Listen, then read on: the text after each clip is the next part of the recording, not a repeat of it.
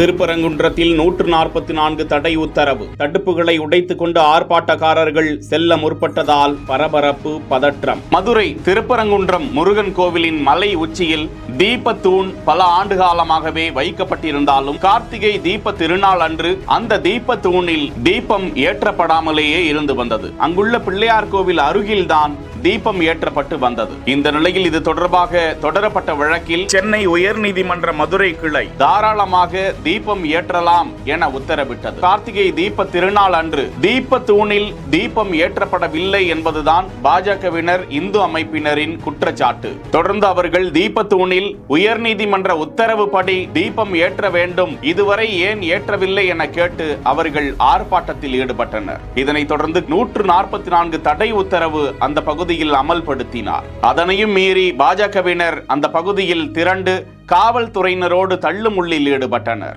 இதனால் காவலர் ஒருவரும் காயமடைந்ததாக சொல்லப்படுகிறது. போலீசார் ஏற்படுத்தியிருந்த தடுப்புகளையும் இந்து அமைப்பினர் உடைத்துக் கொண்டு முன்னேறியதால் பதற்றம் அதிகரித்தது.